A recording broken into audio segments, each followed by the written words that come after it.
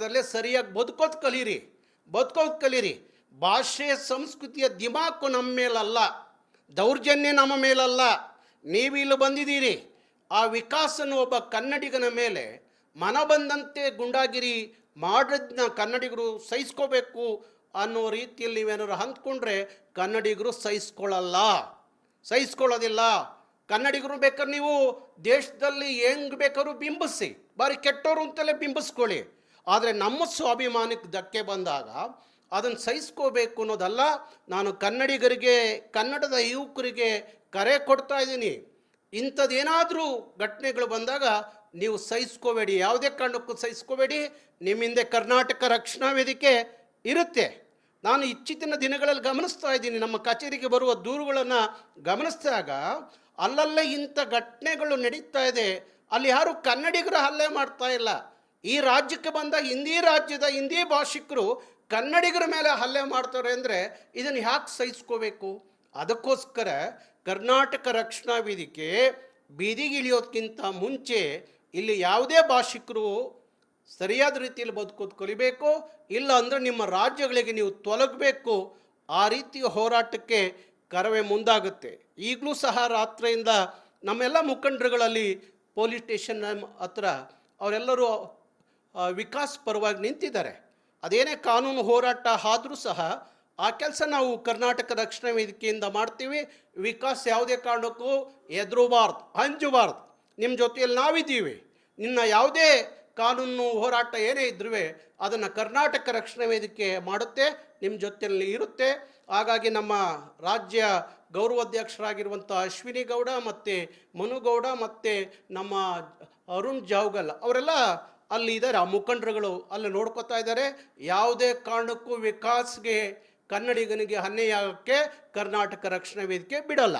Sir, ಈ ಒಂದು ಘಟನೆಯಿಂದ ನೀವು ಈ ರೀತಿಯ ಹಿಂದಿ ಭಾಷಿಕರ ಹಲ್ಲೆ ಇರ್ಬೋದು ಅಥವಾ ದರ್ಪ ಇರ್ಬೋದು, ಬೆಂಗಳೂರಿನಲ್ಲಿದ್ದರೆ ನೀವು ಹಿಂದಿಯನ್ನು ಕಲಿಬೇಕು ಅನ್ನೋ ಒಂದಿಷ್ಟು ವಿಡಿಯೋಗಳಿರ್ಬೋದು, ಅಥವಾ ಬೆಂಗಳೂರಿನಲ್ಲಿ ಭಾಷೆ ಯಾವುದು ಅಂತ ಕೇಳಿದಾಗ ಹಿಂದಿ, ಬೇರೆ ಬೇರೆ ಭಾಷೆಗಳ ಹೆಸರು ಬರುವಂಥದ್ದು, ಇಂಥದ್ದನ್ನೆಲ್ಲ ನೋಡಿದಾಗ ಏನು ಎಚ್ಚರಿಕೆ ಕೊಡ್ತೀರಾ ಸರ್? ನೋಡಿ, ಕರ್ನಾಟಕದ ಭಾಷೆ ಕನ್ನಡ. ಕರ್ನಾಟಕದ ರಾಜಧಾನಿ ಬೆಂಗಳೂರಲ್ಲಿ ಬದುಕೋರು ಯಾವುದೇ ಭಾಷಿಕರಿದ್ದರೂ ಸಹ ಅವರು ಕನ್ನಡಿಗರಾಗಿ ಬದುಕಬೇಕು, ಕನ್ನಡ ಕಲಿಲೇಬೇಕು. ಯಾವನಿಗೆ ಕನ್ನಡ ಬೇಡ ಅಂತ ಹೇಳ್ತಾನಲ್ಲ ಅವನು ಬೆಂಗಳೂರಲ್ಲಿ, ಕರ್ನಾಟಕದಲ್ಲಿ ಬದುಕುವ ಹಕ್ಕಿಲ್ಲ. ನೀನು ಗಂಟು ಮೂಟೆ ಕಟ್ಟಬಹುದು. ನೀನು ಹೋಗು, ನಿನ್ನ ರಾಜ್ಯದಲ್ಲಿ ಹೋಗಿ ನಿನ್ನ ಗುಂಡಾಗಿರಿ, ನಿನ್ನ ದರ್ಪವನ್ನು, ನಿನ್ನ ಭಾಷೆಯನ್ನು ಅಲ್ಲಿ ಮೆರೆಸು. ಆದರೆ ಕರ್ನಾಟಕಕ್ಕೆ ಬಂದ ಮೇಲೆ ಕನ್ನಡ ಕಡ್ಡಾಯವಾಗಿ ಕಲಿಬೇಕು, ಕನ್ನಡಿಗರ ಜೊತೆಯಲ್ಲಿ ಹೊಂದಾಣಿಕೆ ಮಾಡಿಕೊಂಡು ಬದುಕಬೇಕು. ಅದು ಬಿಟ್ಟು ಇಂಥ ಪುಂಡಾಟಕ್ಕೆ ಗುಂಡಾಗಿರಿ ಮಾಡಿದ್ರೆ ಕರ್ನಾಟಕ ರಕ್ಷಣಾ ವೇದಿಕೆ ಕಾರ್ಯಕರ್ತರು ಒಂದು ದಿವಸ ಬೀದಿಗೆ ಇಳಿದ್ರೆ ನೀವು ಯಾರೂ ಇಲ್ಲಿರೋಕ್ಕೆ ಬಿಡೋದಿಲ್ಲ. ನಿಮ್ಮನ್ನು ಬಂದು ಹೋಗುವ ಎಲ್ಲ ಟ್ರೈನುಗಳಿಗೆ ತುಂಬಿ ಕಳಿಸುವ ಕೆಲಸವನ್ನು ಕರ್ನಾಟಕ ರಕ್ಷಣಾ ವೇದಿಕೆ ಮಾಡಬೇಕಾಗುತ್ತೆ.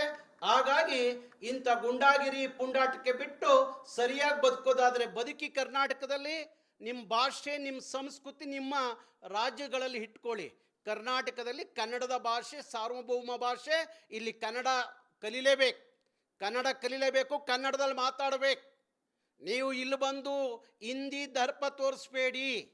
ಹಿಂದಿಯನ್ನು ಇಲ್ಲಿ ಯಾರೂ ಅಪ್ಕೊಳ್ಳೋದು ಇಲ್ಲ. ಹಿಂದಿ ರಾಷ್ಟ್ರ ಭಾಷೆ ಅಂತ ಸುಳ್ಳು ಹೇಳಿ ಇಲ್ಲಿ ಹಿಂದಿ ಮೆರೆಸ್ಲಿಕ್ಕೆ ಹೋಗಬೇಡಿ. ಇಲ್ಲಿ ಕನ್ನಡವೇ ಸಾರ್ವಭೌಮ ಭಾಷೆ, ಕನ್ನಡಿಗನೇ ಸಾರ್ವಭೌಮ. ಹಾಗಾಗಿ ಯಾವುದೇ ರಾಜ್ಯದಿಂದ ಬಂದಿದ್ರೂ ನೀವು ಕನ್ನಡ ಕಲಿತೇ ಬದುಕಬೇಕು, ಇಲ್ಲ ಅಂದರೆ ನಿಮ್ಮ ರಾಜ್ಯಗಳಿಗೆ ತೊಲಗಬೇಕು. ಅದು ಬಿಟ್ಟು ಗುಂಡಾಗಿರಿ ಪುಂಡಾಟಕ್ಕೆ ಮಾಡಿದ್ರೆ ನಿಮ್ಮನ್ನೆಲ್ಲ ಯಾಕೆ ಇಲ್ಲಿಂದ ಕಳಿಸ್ಬೇಕು ಅಂತ ಹೇಳಿ ನಮಗೆ ಗೊತ್ತಿದೆ, ಕಳಿಸ್ತೀವಿ. ಹಾಗಾಗಿ ಈ ರಾಜ್ಯಕ್ಕೆ ಯಾವುದೇ ಭಾಷಿಕರು ಬಂದವರು ಸರಿಯಾದ ರೀತಿಯಲ್ಲಿ ಬದುಕಿ ಅಂತ ಹೇಳಿ ಎಚ್ಚರಿಕೆಯನ್ನು ಕೊಡ್ತೀನಿ.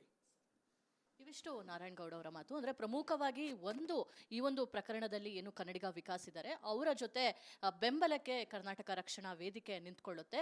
ವಿಕಾಸ್ ಯಾವುದೇ ಕಾರಣಕ್ಕೂ ಕೂಡ ಹೆದರುವಂತಹ ಅವಶ್ಯಕತೆ ಇಲ್ಲ ಅನ್ನೊಂದು ವಿಚಾರವನ್ನು ಅವ್ರು ಹೇಳಿರುವಂಥದ್ದು. ಕ್ಯಾಮ್ರಾ ಪರ್ಸನ್ ಶಿವಶಂಕರ್ ಜೊತೆ ದೀಪ್ತಿ ತೋಳ್ಪಾಡಿ, ರಿಪಬ್ಲಿಕ್ ಕನ್ನಡ, ಬೆಂಗಳೂರು.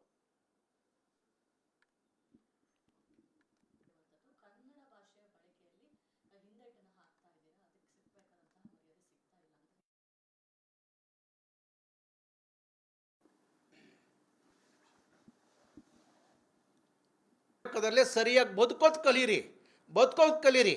ಭಾಷೆ ಸಂಸ್ಕೃತಿಯ ದಿಮಾಕು ನಮ್ಮ ಮೇಲಲ್ಲ, ದೌರ್ಜನ್ಯ ನಮ್ಮ ಮೇಲಲ್ಲ. ನೀವು ಇಲ್ಲಿ ಬಂದಿದ್ದೀರಿ, ಆ ವಿಕಾಸನ ಒಬ್ಬ ಕನ್ನಡಿಗನ ಮೇಲೆ ಮನ ಬಂದಂತೆ ಗುಂಡಾಗಿರಿ ಮಾಡೋದನ್ನ ಕನ್ನಡಿಗರು ಸಹಿಸ್ಕೋಬೇಕು ಅನ್ನೋ ರೀತಿಯಲ್ಲಿ ನೀವೇನಾದ್ರು ಅಂದ್ಕೊಂಡ್ರೆ ಕನ್ನಡಿಗರು ಸಹಿಸ್ಕೊಳ್ಳೋದಿಲ್ಲ. ಕನ್ನಡಿಗರು ಬೇಕಾದ್ರೆ ನೀವು ದೇಶದಲ್ಲಿ ಹೆಂಗೆ ಬೇಕಾದ್ರೂ ಬಿಂಬಿಸಿ, ಬಾರಿ ಕೆಟ್ಟವರು ಅಂತಲೇ ಬಿಂಬಿಸ್ಕೊಳ್ಳಿ. ಆದರೆ ನಮ್ಮ ಸ್ವಾಭಿಮಾನಕ್ಕೆ ಧಕ್ಕೆ ಬಂದಾಗ ಅದನ್ನು ಸಹಿಸ್ಕೋಬೇಕು ಅನ್ನೋದಲ್ಲ. ನಾನು ಕನ್ನಡಿಗರಿಗೆ, ಕನ್ನಡದ ಯುವಕರಿಗೆ ಕರೆ ಕೊಡ್ತಾ ಇದ್ದೀನಿ, ಇಂಥದ್ದೇನಾದರೂ ಘಟನೆಗಳು ಬಂದಾಗ ನೀವು ಸಹಿಸ್ಕೋಬೇಡಿ, ಯಾವುದೇ ಕಾರಣಕ್ಕೂ ಸಹಿಸ್ಕೋಬೇಡಿ. ನಿಮ್ಮಿಂದ ಕರ್ನಾಟಕ ರಕ್ಷಣಾ ವೇದಿಕೆ ಇರುತ್ತೆ. ನಾನು ಇತ್ತೀಚಿನ ದಿನಗಳಲ್ಲಿ ಗಮನಿಸ್ತಾ ಇದ್ದೀನಿ, ನಮ್ಮ ಕಚೇರಿಗೆ ಬರುವ ದೂರುಗಳನ್ನು ಗಮನಿಸಿದಾಗ ಅಲ್ಲಲ್ಲೇ ಇಂಥ ಘಟನೆಗಳು ನಡೀತಾ ಇದೆ. ಅಲ್ಲಿ ಯಾರು ಕನ್ನಡಿಗರು ಹಲ್ಲೆ ಮಾಡ್ತಾ ಇಲ್ಲ. ಈ ರಾಜ್ಯಕ್ಕೆ ಬಂದ ರಾಜ್ಯದ ಹಿಂದಿ ಭಾಷಿಕರು ಕನ್ನಡಿಗರ ಮೇಲೆ ಹಲ್ಲೆ ಮಾಡ್ತಾರೆ ಅಂದರೆ ಇದನ್ನು ಯಾಕೆ ಸಹಿಸ್ಕೋಬೇಕು? ಅದಕ್ಕೋಸ್ಕರ ಕರ್ನಾಟಕ ರಕ್ಷಣಾ ವೇದಿಕೆ ಬೀದಿಗಿಳಿಯೋದಕ್ಕಿಂತ ಮುಂಚೆ ಇಲ್ಲಿ ಯಾವುದೇ ಭಾಷಿಕರು ಸರಿಯಾದ ರೀತಿಯಲ್ಲಿ ಬದುಕೋದು ಕಲಿಬೇಕು, ಇಲ್ಲ ಅಂದರೆ ನಿಮ್ಮ ರಾಜ್ಯಗಳಿಗೆ ನೀವು ತೊಲಗಬೇಕು. ಆ ರೀತಿಯ ಹೋರಾಟಕ್ಕೆ ಕರವೇ ಮುಂದಾಗುತ್ತೆ. ಈಗಲೂ ಸಹ ರಾತ್ರಿಯಿಂದ ನಮ್ಮೆಲ್ಲ ಮುಖಂಡರುಗಳಲ್ಲಿ ಪೊಲೀಸ್ ಸ್ಟೇಷನ್ ಹತ್ರ ಅವರೆಲ್ಲರೂ ವಿಕಾಸ್ ಪರವಾಗಿ ನಿಂತಿದ್ದಾರೆ. ಅದೇನೇ ಕಾನೂನು ಹೋರಾಟ ಆದರೂ ಸಹ ಆ ಕೆಲಸ ನಾವು ಕರ್ನಾಟಕ ರಕ್ಷಣಾ ವೇದಿಕೆಯಿಂದ ಮಾಡ್ತೀವಿ. ವಿಕಾಸ್ ಯಾವುದೇ ಕಾರಣಕ್ಕೂ ಎದುರಬಾರ್ದು, ಅಂಜಬಾರ್ದು. ನಿಮ್ಮ ಜೊತೆಯಲ್ಲಿ ನಾವಿದ್ದೀವಿ. ನಿನ್ನ ಯಾವುದೇ ಕಾನೂನು ಹೋರಾಟ ಏನೇ ಇದ್ರೂ ಅದನ್ನು ಕರ್ನಾಟಕ ರಕ್ಷಣಾ ವೇದಿಕೆ ಮಾಡುತ್ತೆ, ನಿಮ್ಮ ಜೊತೆಯಲ್ಲಿ ಇರುತ್ತೆ. ಹಾಗಾಗಿ ನಮ್ಮ ರಾಜ್ಯ ಗೌರವಾಧ್ಯಕ್ಷರಾಗಿರುವಂಥ ಅಶ್ವಿನಿ ಗೌಡ ಮತ್ತು ಮನುಗೌಡ ಮತ್ತು ನಮ್ಮ ಅರುಣ್ ಜಾವ್ಗಲ್ ಅವರೆಲ್ಲ ಅಲ್ಲಿ ಇದ್ದಾರೆ. ಆ ಮುಖಂಡರುಗಳು ಅಲ್ಲಿ ನೋಡ್ಕೋತಾ ಇದ್ದಾರೆ. ಯಾವುದೇ ಕಾರಣಕ್ಕೂ ವಿಕಾಸ್ಗೆ, ಕನ್ನಡಿಗನಿಗೆ ಅನ್ಯಾಯ ಆಗೋಕ್ಕೆ ಕರ್ನಾಟಕ ರಕ್ಷಣಾ ವೇದಿಕೆ ಬಿಡಲ್ಲ. ಸರ್, ಈ ಒಂದು ಘಟನೆಯಿಂದ ನೀವು ಈ ರೀತಿಯ ಹಿಂದಿ ಭಾಷಿಕರ ಹಲ್ಲೆ ಇರ್ಬೋದು ಅಥವಾ ದರ್ಪ ಇರ್ಬೋದು, ಬೆಂಗಳೂರಿನಲ್ಲಿದ್ದರೆ ನೀವು ಹಿಂದಿಯನ್ನು ಕಲಿಬೇಕು ಅನ್ನೋ ಒಂದಿಷ್ಟು ವಿಡಿಯೋಗಳಿರ್ಬೋದು, ಅಥವಾ ಬೆಂಗಳೂರಿನಲ್ಲಿ ಭಾಷೆ ಯಾವುದು ಅಂತ ಕೇಳಿದಾಗ ಹಿಂದಿ, ಬೇರೆ ಬೇರೆ ಭಾಷೆಗಳ ಹೆಸರು ಬರುವಂಥದ್ದು, ಇಂಥದ್ದನ್ನೆಲ್ಲ ನೋಡಿದಾಗ ಏನು ಎಚ್ಚರಿಕೆ ಕೊಡ್ತೀರಾ ಸರ್? ನೋಡಿ, ಕರ್ನಾಟಕದ ಭಾಷೆ ಕನ್ನಡ. ಕರ್ನಾಟಕದ ರಾಜಧಾನಿ ಬೆಂಗಳೂರಲ್ಲಿ ಬದುಕೋರು ಯಾವುದೇ ಭಾಷಿಕರಿದ್ದರೂ ಸಹ ಅವರು ಕನ್ನಡಿಗರಾಗಿ ಬದುಕಬೇಕು, ಕನ್ನಡ ಕಲಿಲೇಬೇಕು. ಯಾವನಿಗೆ ಕನ್ನಡ ಬೇಡ ಅಂತ ಹೇಳ್ತಾನಲ್ಲ ಅವನು ಬೆಂಗಳೂರಲ್ಲಿ, ಕರ್ನಾಟಕದಲ್ಲಿ ಬದುಕುವ ಹಕ್ಕಿಲ್ಲ. ನೀನು ಗಂಟು ಮೂಟೆ ಕಟ್ಟಬಹುದು. ನೀನು ಹೋಗು, ನಿನ್ನ ರಾಜ್ಯದಲ್ಲಿ ಹೋಗಿ ನಿನ್ನ ಗುಂಡಾಗಿರಿ, ನಿನ್ನ ದರ್ಪವನ್ನು, ನಿನ್ನ ಭಾಷೆಯನ್ನು ಅಲ್ಲಿ ಮೆರೆಸು. ಆದರೆ ಕರ್ನಾಟಕಕ್ಕೆ ಬಂದ ಮೇಲೆ ಕನ್ನಡ ಕಡ್ಡಾಯವಾಗಿ ಕಲಿಬೇಕು, ಕನ್ನಡಿಗರ ಜೊತೆಯಲ್ಲಿ ಹೊಂದಾಣಿಕೆ ಮಾಡಿಕೊಂಡು ಬದುಕಬೇಕು. ಅದು ಬಿಟ್ಟು ಇಂಥ ಪುಂಡಾಟಕ್ಕೆ ಗುಂಡಾಗಿರಿ ಮಾಡಿದ್ರೆ ಕರ್ನಾಟಕ ರಕ್ಷಣಾ ವೇದಿಕೆ ಕಾರ್ಯಕರ್ತರು ಒಂದು ದಿವಸ ಬೀದಿಗೆ ಇಳಿದ್ರೆ ನೀವು ಯಾರೂ ಇಲ್ಲಿರೋಕ್ಕೆ ಬಿಡೋದಿಲ್ಲ. ನಿಮ್ಮನ್ನು ಬಂದು ಹೋಗುವ ಎಲ್ಲ ಟ್ರೈನುಗಳಿಗೆ ತುಂಬಿ ಕಳಿಸುವ ಕೆಲಸವನ್ನು ಕರ್ನಾಟಕ ರಕ್ಷಣಾ ವೇದಿಕೆ ಮಾಡಬೇಕಾಗುತ್ತೆ. ಹಾಗಾಗಿ ಇಂಥ ಗುಂಡಾಗಿರಿ ಪುಂಡಾಟಕ್ಕೆ ಬಿಟ್ಟು ಸರಿಯಾಗಿ ಬದುಕೋದಾದರೆ ಬದುಕಿ. ಕರ್ನಾಟಕದಲ್ಲಿ ನಿಮ್ಮ ಭಾಷೆ, ನಿಮ್ಮ ಸಂಸ್ಕೃತಿ ನಿಮ್ಮ ರಾಜ್ಯಗಳಲ್ಲಿ ಇಟ್ಕೊಳ್ಳಿ. ಕರ್ನಾಟಕದಲ್ಲಿ ಕನ್ನಡದ ಭಾಷೆ ಸಾರ್ವಭೌಮ ಭಾಷೆ. ಇಲ್ಲಿ ಕನ್ನಡ ಕಲಿಲೇಬೇಕು, ಕನ್ನಡದಲ್ಲಿ ಮಾತಾಡಬೇಕು.